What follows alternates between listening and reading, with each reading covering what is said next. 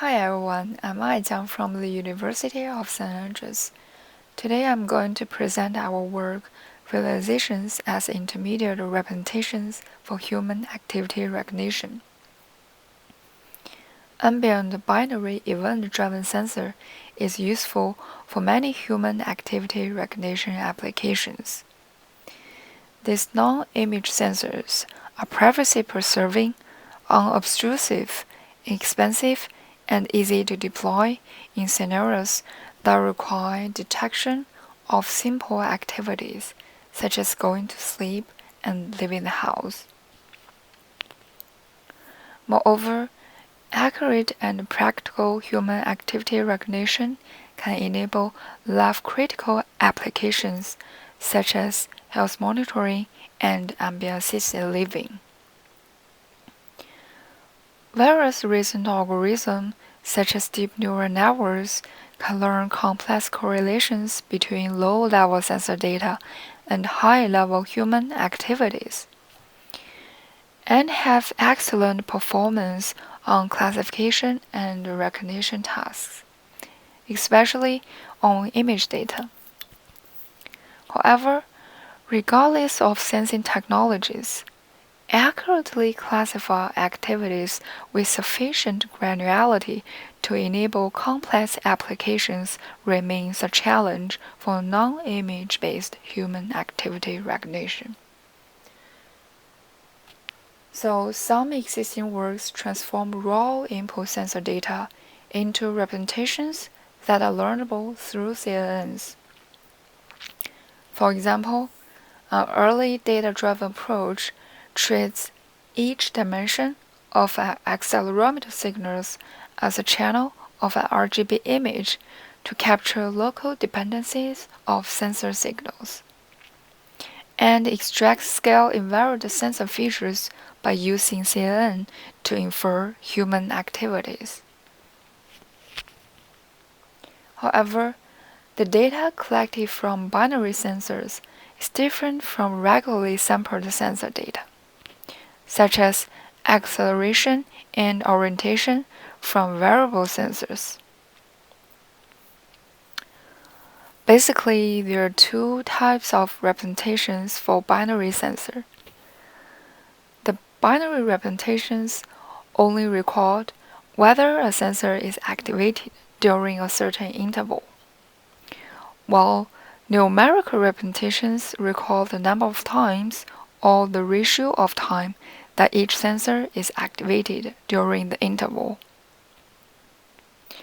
Although numerical representations can detect fine differences in activities that trigger a similar set of sensors, these representations alone do not capture sequential or temporal information, such as the sensor activation order of sensors being activated and when a sensor is being activated, or spatial information, such as the layout of an environment and the spatial relations between deploy and sensors.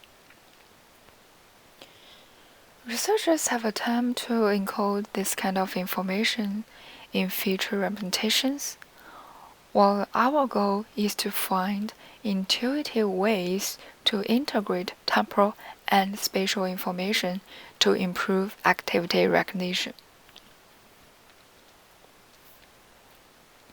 A similar work linearly transformed 2D pressure value from force-sensitive resistor fabric sensors into grayscale images.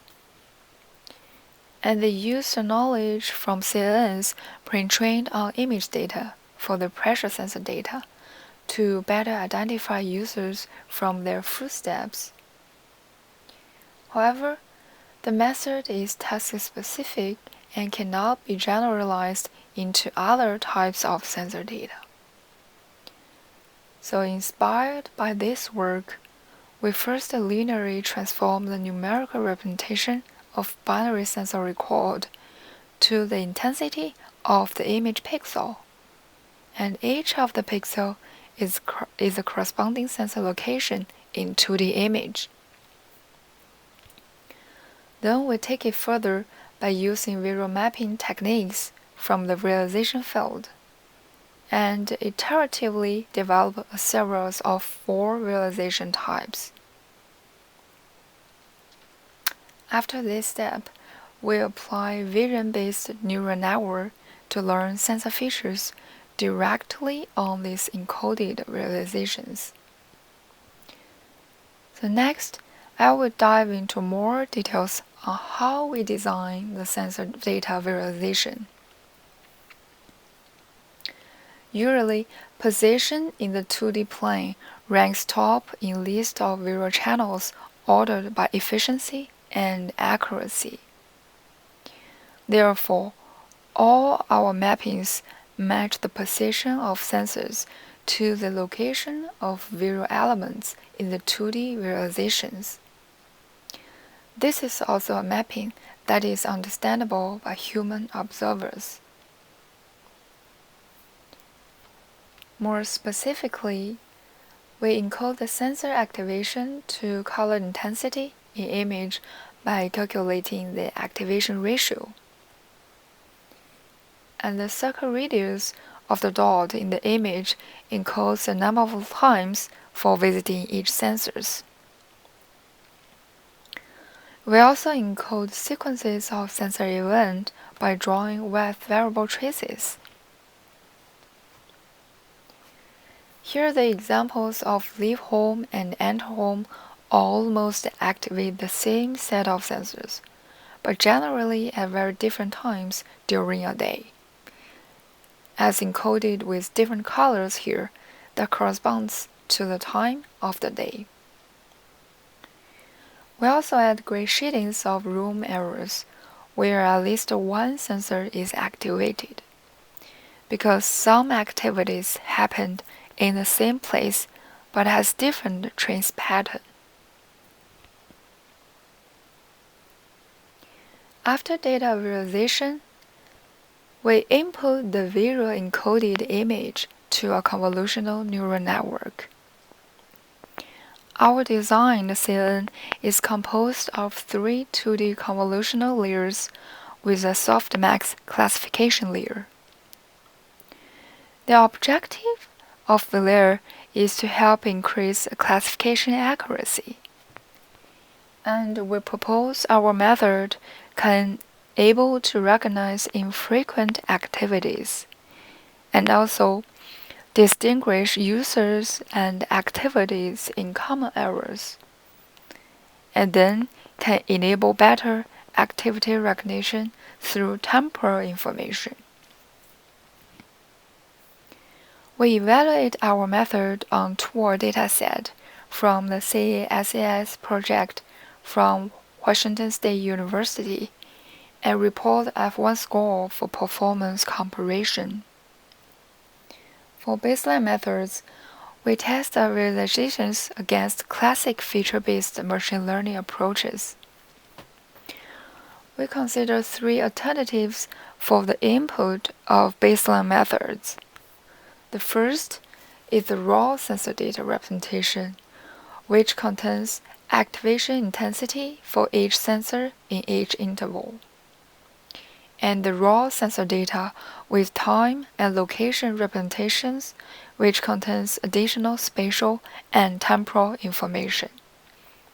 And lastly, the mutual information representation, which encodes the contribution of each sensor event based on the temporal and the sensor mutual information.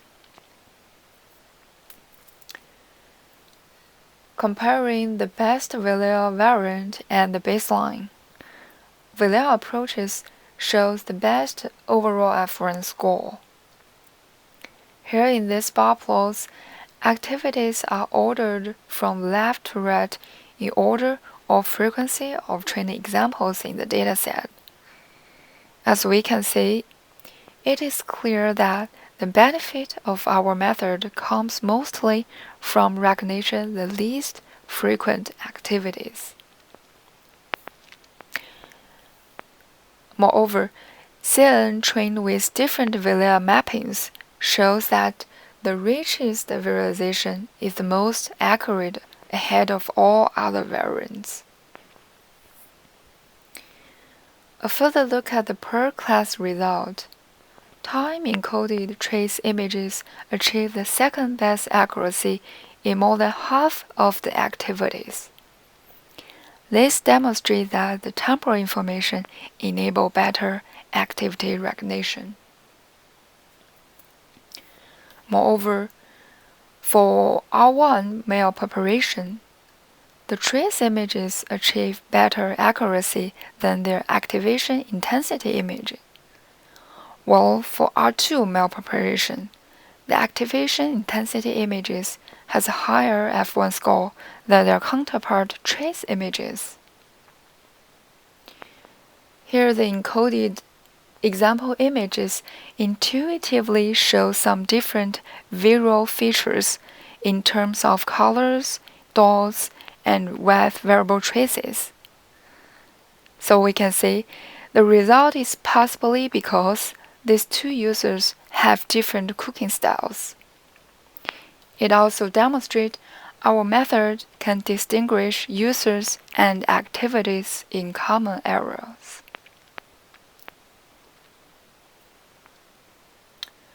To summarize, VLAIR takes advantage of knowledge in data visualization as well as convolutional neural network architectures to help improve classification performance.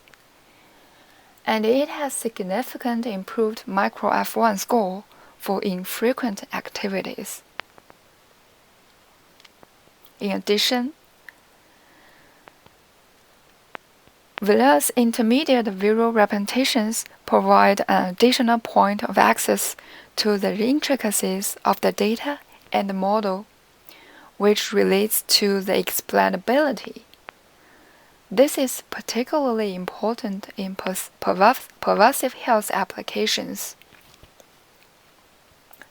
Here, the examples from bed to toilet transitions activate sensors ranging from bedroom to bathroom.